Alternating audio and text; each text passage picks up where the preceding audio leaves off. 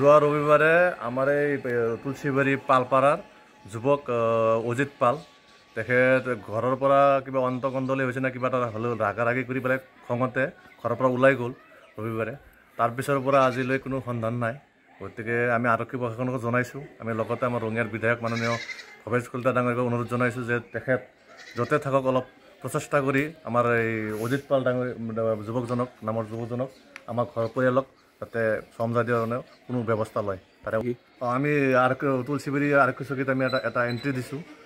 তাত অনুসন্ধান কাৰণে তেখেতসকলে চেষ্টা কৰি আছে। গতিকে তেখেতসকলক আমি অনুৰোধ জনাইছোঁ আমাৰ এই ৰাইজৰ ফালৰ পৰা আমাৰ গাঁৱৰ ফালৰ পৰা তেখেতৰ অনুসন্ধান ক'ৰবাত যদি আছে খা খবৰ লৈ পেলাই তেখেতক যোগাযোগ কৰি পেলাই ওলাই দিলে আমি মানে হ'ম।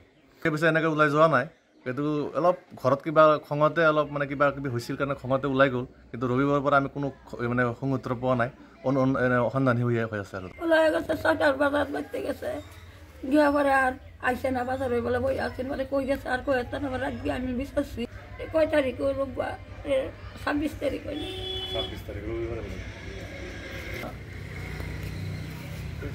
না বিশ্বাসী বিচারা ভাইলাম না কিন্তু খানো রোহিঙ্গা সঙ্গেও মানে বিশ্বাসী কিন্তু দোহান টোহানো কিচ্ছু জানো নাই। আগত যাইব 2 ভাই একটা নাসিন একটা মরছে বলে এটা তো বাইতেই করতেছে কাম করতেছে আমার আর তো কাম হলে না আমি কাম করি না।